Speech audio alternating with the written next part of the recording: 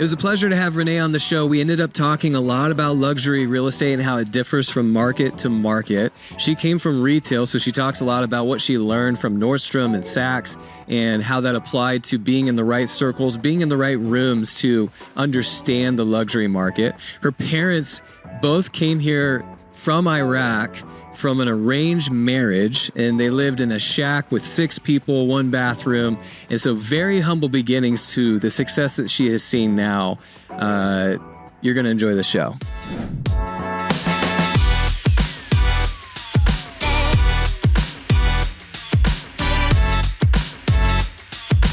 Welcome back to the show. I'm your host, Remington Ramsey. We have eclipsed the top 5% globally for real estate podcasts and total podcasts. Thank you for listening. And as always, if you find something useful from this show, send it to one person. That's all I ask. Just send it to one realtor, one vendor, maybe the title rep that won't stop calling you. Send it to them.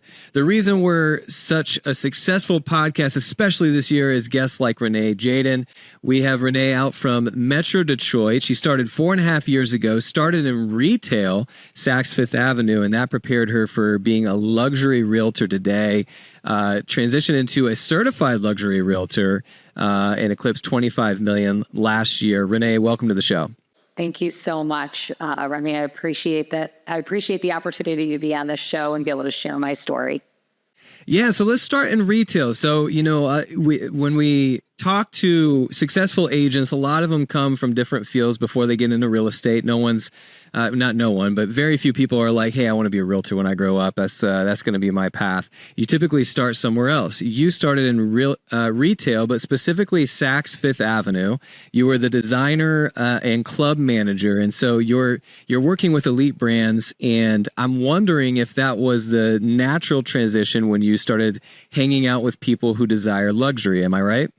Yeah, so actually I started at Nordstrom before I went over to Saks, but it did actually prepare me for what I'm doing today. It really gave me a passion for people and a passion for product and for a passion for luxury.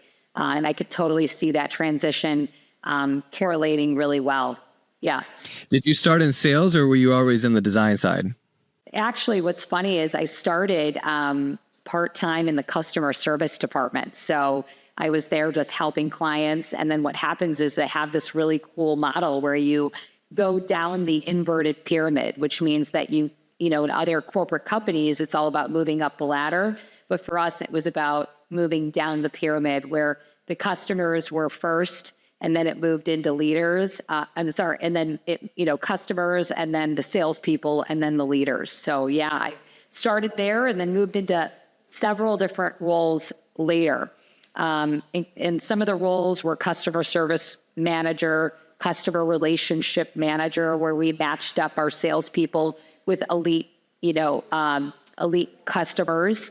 And also, I would say I did run a couple of designer departments as well, where I did teach and train. And then I also was a district manager for Michigan, Indiana, and Kentucky there, where I trained several employees on service and selling. So it's a really nice amount of experience that I was able to bring into my current role today. Well, luxury is different in different parts of the world. You're in Metro Detroit, which I'm a big fan of Detroit. It's about a 5-hour drive from Indianapolis. I'm a big fan of Shinola and some of the other brands that are bringing back the Metro. I'll tell you, I have friends in Detroit. When I drive up there, it's not the past 20 years. I felt like Detroit had a bad rap. And in the last 5 to 10 years, really, I think the world is just confused because when I go there, there is a lot of millionaires. There's a whole section of houses that just make no sense to me because I'm used to Indianapolis real estate and there's just nothing like it. Michigan is a step ahead, but luxury is different in different parts of the country. So you mentioned selling a $3.5 million home. What's the size of a $3.5 million home in Detroit? Yeah, so I would probably say in my first year, the $3.5 million home was roughly around 8,000 square feet right on the lake. Okay. Beautiful. So that's luxury. That is luxury because there's you can get bigger houses for that cash. But since it was on the lake and since it was high end, that's what made it the 3.5. Right, for sure. And just, a great home with with an amenity. I would say another home, a little bit later, just say fast forward 2024, I sold a almost $7 million home, and that was on Upper Straits, again, another lake property. And that one was probably about close to 6,000 square feet, with a panoramic, beautiful view of the lake, just gorgeous. Yeah, so it's nice. And when I think about where you're at in Michigan, Oakland County, just specifically alone, before you even move on to some of these other counties that have really nice luxury homes, these specific areas is like the cream of the crop. I mean, you're looking at cities like Bloomfield Hills, Birmingham, West Bloomfield Township. You're looking at Oakland Township. It's just we've got some crazy, sick money over here. Yeah.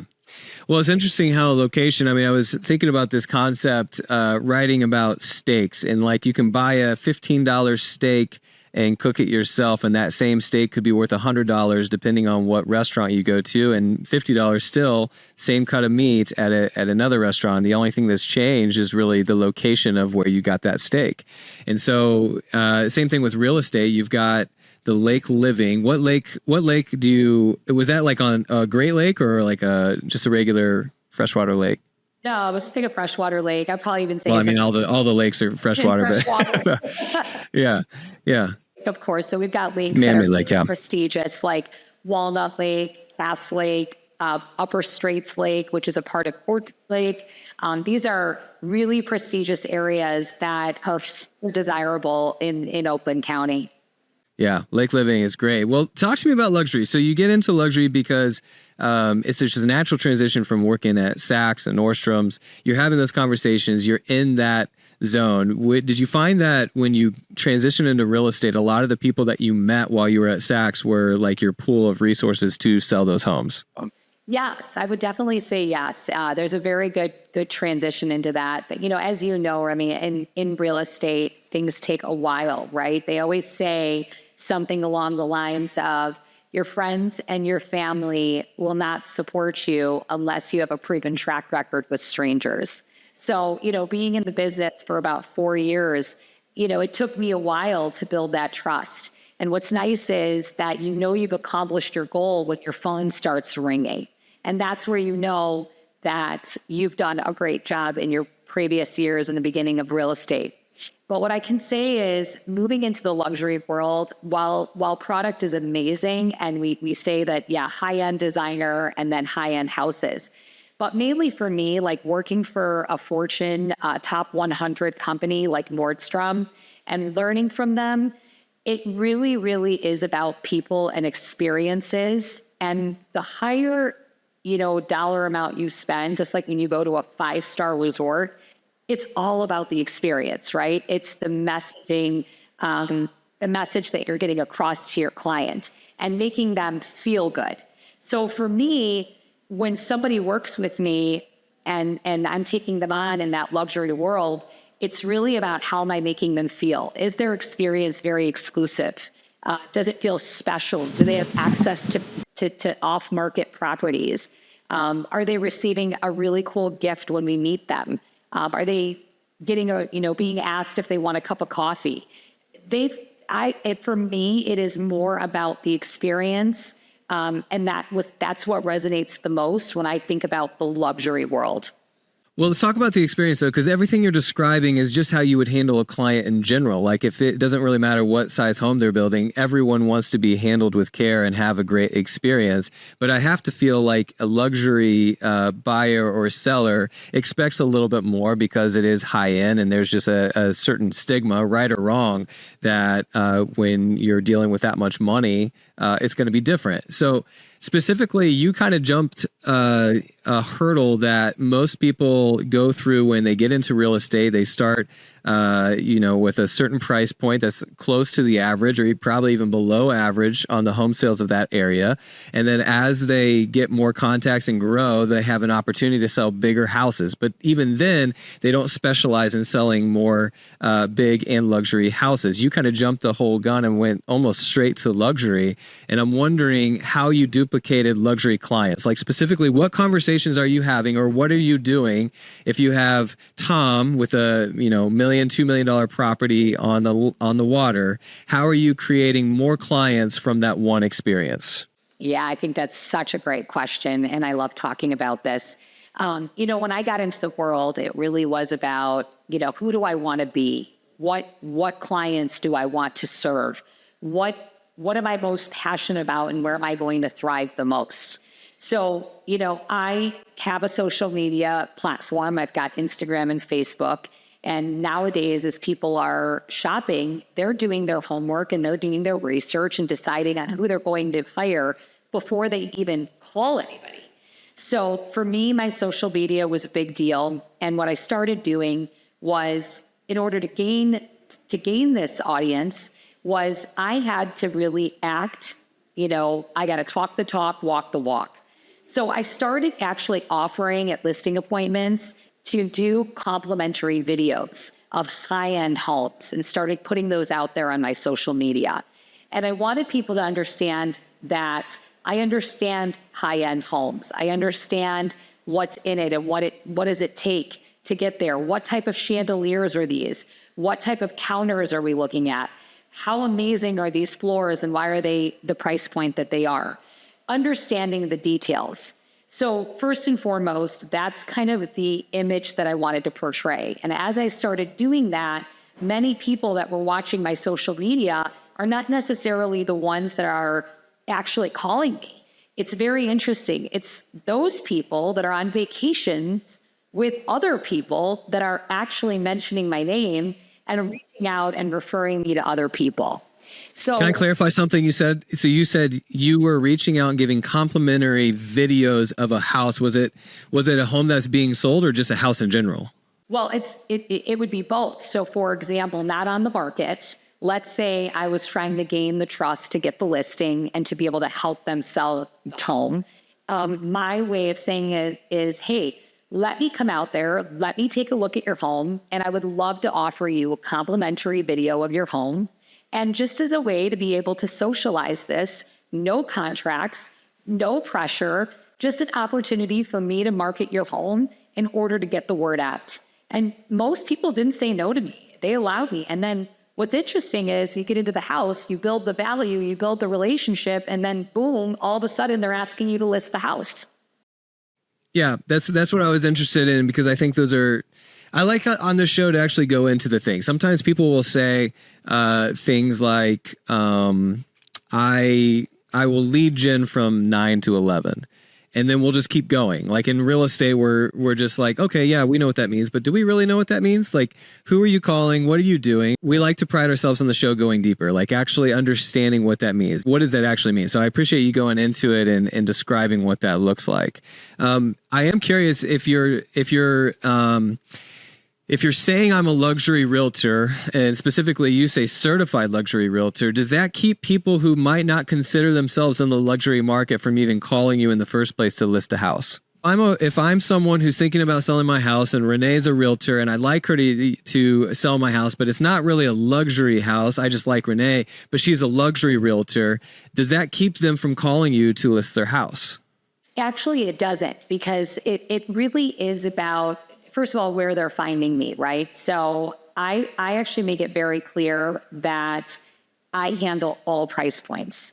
And at the end of the day, my mission is to help people get what they want. And when they get what they want, I will get what I want. So it doesn't deter them too much. I wouldn't say, I haven't had a problem so far getting the business. Could I be getting more? Maybe. But I think what it does is it portrays a very professional, high-end approach to things, which a lot of people like to work with that. So it hasn't really created any issues at all.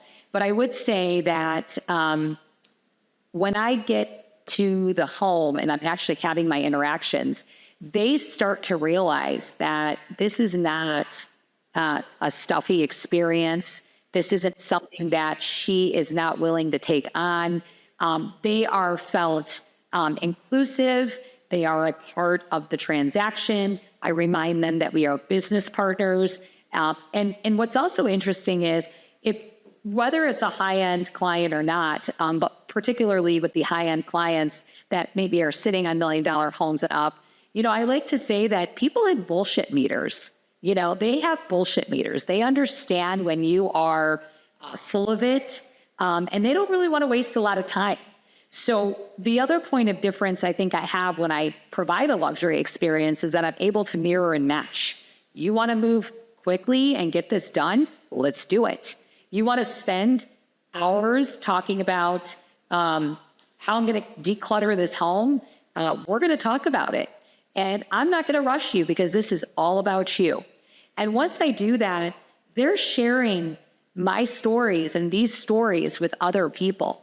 And I remind them, regardless of the price point, I'm here to help others. And most of realtors, to build a successful business, you're building a referral-based business. It starts with one and they have more babies, whether they're $30,000 or $1 million. They're coming from a great experience. So I don't think I'm too worried about deterring anybody. Well, you said that you're going to go the speed that they want to go. I am curious about the market specifically in Metro Detroit. Is the time on market for luxury going quicker right now in this current state of real estate? I would say the housing market depends how desirable the house is. I always say it takes three things to sell a home, and that is marketing, condition, and price. Anything can be sold at any time of the year. It doesn't matter as long as it's priced right. I always tell people, even if the condition's not great, if you're driving the traffic through the price, there will be somebody that wants that house. Everything can be sold for the right price. So to answer your question, we're in a big housing market right now. I just wrote 2 offers last week in a multiple bidding war and lost 2 of them. So, but I also wrote 6 offers. I've got 4 out there and 2 that I lost. So if anybody says it's not busy, I don't know what they're talking about. I'm busy. That's interesting. It seems like you've created that for yourself and gone out and got it, whereas people are just waiting for it to come to them. And part of that is what I think is fascinating about your story, because you skipped the beginning and went straight to luxury. And part of that is going to be where you hang out. And I'm curious, where do you, if I'm a newer agent and I haven't, maybe I'm just younger and I haven't been in these luxury circles before. Aside from eating at the most expensive steakhouse every night to be seen, where are you going to develop the network of higher end clientele? Yeah, I think networking, I would have to tell you that if you asked my broker, what's different about Renee, I am the networker. So, and if you're not doing this in this business, this is a people-driven, focused job. You've got to be out there exchanging names, talking to people. And some of those places I would say is, number one, I belong to a country club. Okay. Right here in West Bloomfield Township. I also belong to a Lifetime gym where, I have a community where I do training classes in the morning. I'm at 6 a.m. at the gym. Everyone in that gym knows I'm a realtor because I've told them. I would probably say that I'm also part of a chamber of commerce. I'm a Chaldean American. So if anyone doesn't know that, we are from Iraq. We are the Catholics of Iraq. I would also say Babylonian, so north of Iraq. I'm actually first generation right here in the United States. My parents, migrated here in 1966, got married here. So I'm in the community a lot. So I'm part of this Chaldean Chamber of Commerce where it doesn't only have Chaldean people in it. You've got tons of diversity in that chamber. Doctors, lawyers, accountants, lots of professionals. And, you got to surround yourself around people like this, because not only are you going to be in a room with big minds where you can learn from them, and you would truly appreciate that, these people are going to remember you. It's a way to stay present. And when you walk into a room, you want to decide, what do you want people to know you as? So I invite every single person that I meet to my social media page. I've also got a QR code on my phone. So I ask someone to just scan it. It goes right into their phone as Renee the Realtor. It also invites them to my Instagram page, when I fill my Instagram page with realtor/personal, I think people start getting connected. Yeah, one of the things I do a little bit differently, somebody once asked me and said, gosh, this realtor doesn't put any personal stuff about themselves. Why do you put so much personal stuff out there? This is a relationship-driven job as well. So I think it's really important that people understand who you are as an individual. They're about to trust you with one of the largest assets you will ever own. I want people to know where I like to travel, what I like to eat, what I wear. I open up the doors there, which allows the two-way conversations to begin. And then the next thing you know, we're selling somebody's house or buying them a home.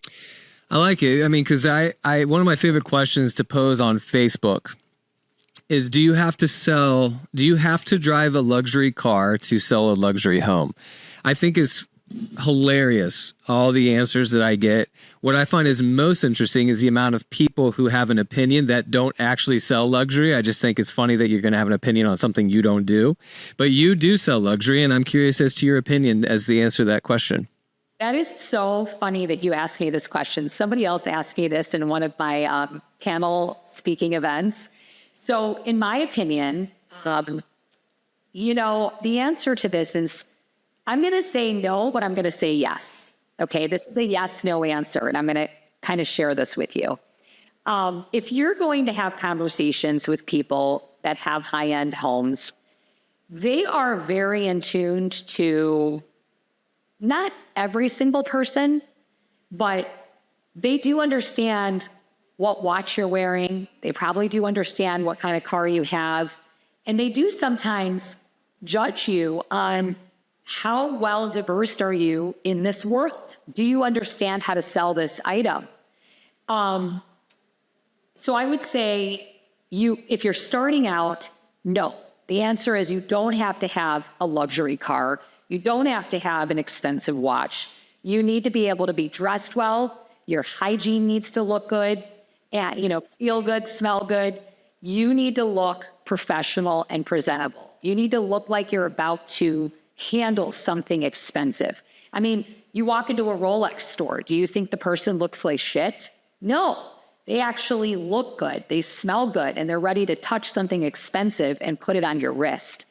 So thinking about those things, you're not going to walk into this $1 million home if you don't look and smell good. So I would say if you're starting out, the answer is no. But eventually, if you want to earn the business of more people and respect, I would say make enough money and get you something, make it a conversation starter. I sometimes wear these, I might have a pair of Chanel shoes on and I'm standing at an event and someone's like, I love those shoes. And I'm like, thank you. And now it's, we're like two girlfriends having a conversation. And she's like, what do you do? And I'm like, well, I'm a realtor. Oh my God, my friend wants to sell a house. So I hope that answers your question. But you said no, but yes. And I totally understand. And I hope the listener understands that, because the tendency is to want to go black or white. The tendency is to want to say yes and explain why. And then I think what most people want to say is no. Most people don't want to put an absolute on it. Like, no, you don't have to. You can drive. I can ride a bike and sell a luxury house. Well, yes, you can. But I like the way you answer that, because I think the likelihood that you'll sell more and be in that space more if you embrace the entire culture of luxury means that you will probably be driving around something that most of your clients are also driving around. Can you drive around a Honda Accord? Sure. But you're most likely, if you're going to be in those circles, going to be doing the things and spending the money the way those people do. And so I do like that answer. I think that was really good. And I also skipped over something that I want to get back to. But do you have anything to add to that before we...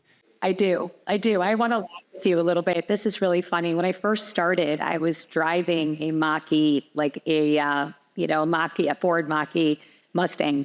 And it was so great when I started real estate. It was such a conversation starter for a lot of those $200,000 and $300,000 houses that I was beginning with. It's like, gosh, you're driving a Ford. And is that an electric car? So great conversation starter. And it was, I drove that the whole time I was selling. And then when I started chasing some of the higher price points, because I'm like, okay, I do appreciate a really good quality relationship with a higher price point. So I said to my husband, I think it's time. I made some good money over the last couple of years. I think it's time for me to move on up. And he said, what do you want? I said, I think I want a BMW. So it's funny. I saved some money, saved up some money from some of the earnings I had from the year before, bought me a BMW, and I drive it. And I got to tell you, when I pull up to a car, to pull up to a house, I'm usually respected. So that's my example of no and yes.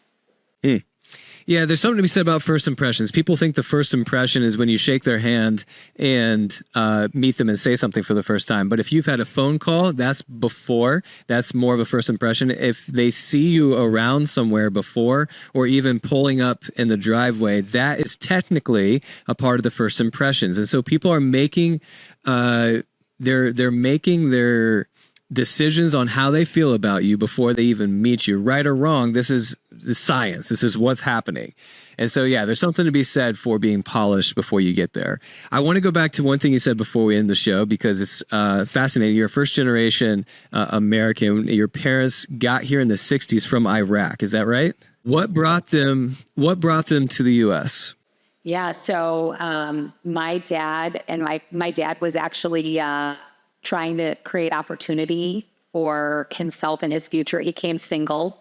My mom also came, she actually came with her family, and they both didn't know each other. They both met in the United States at a church in Hamtramck called Mother Church. They were an arranged marriage. My dad was actually looking to stay and start a family and create opportunity for him and his future. My mom was the oldest girl of 9 kids. And she was just looking for, had just arrived, actually. She was here in April and met my dad in May and got married in October. So, she was 17 years old. So right when she turned 18, she got married, and they just came out here and started life. I don't think my mom had any intention on getting married, but she fell in love with my dad through an arranged. Wow. Yes. That's incredible. Are they still together? They are. Well, they are. So my parents celebrated their 50th wedding anniversary before my dad died. Today is my dad's birthday. He would have been 80 years old. And they lived a beautiful life together. I've got 3 other siblings, 3 brothers. I'm the youngest of 4. And I'm the only girl. It's incredible to see what being intentional about building your future does for generations. And I'm just curious to put a bow on this, how watching your parents, knowing your parents' story and watching how they did life, how did that prepare you for success in your current venture? Yeah, I think I really have to say that my past has really made me to who I am today. When I think about my childhood and what it was like, my parents lived in a 900 square foot home. We had 3 bedrooms, 1 bathroom, 6 people living in it. My dad worked super hard. He believed in, the wife stays home and cooks and really just, has that on a table like the old school way. My brothers, went through high school. A couple of them didn't finish, and they had to go out and find jobs to support the family. And just watching all of that, it totally brings so much goosebumps to me, because everything we had to work hard for it. And nothing was handed to me. Nothing. I didn't grow up with a silver spoon. I never had anything expensive when I was growing up. Everything was super simple. But I remembered that when there was special moments like a birthday or any holiday, we'd go to the Northland Mall and we were able to pick one nice thing that we could have. And I couldn't wait to wear that to school. It was like the best feeling in the world when you had the new sneakers and whatever. But, I wore them on my special days. But I think about that, and what my parents taught me is, you have to work hard to get what you want and do it the honest and good way. My dad served the church for 30 years. He was a deacon, and he was also an usher, where he just wanted to serve others. And he said to me, if you really want to get far in life, Be an honest person and work hard for what you get, and you will sleep happy and be happy. And ever since then, I've taken some of that to heart, and I really truly believe that his teachings are what brought me here today. Well, happy birthday, Dad. What a great dedication on this show today. We're just honored to have you, Renee. Thank you for being on the show and sharing your legacy that your parents have left down to you, and the legacy I'm sure that you're wanting to leave generations to follow. Thank you so much. It's been a pleasure. This has been the Real Producers Podcast. If you want to impact who we talk to or what we talk about on the show, email us at podcast@realproducersmag.com. I will ask that you share this show with one person that you may have thought of throughout the show, just on the things that we were talking about, both luxury and just humble beginnings. We'll see you next time.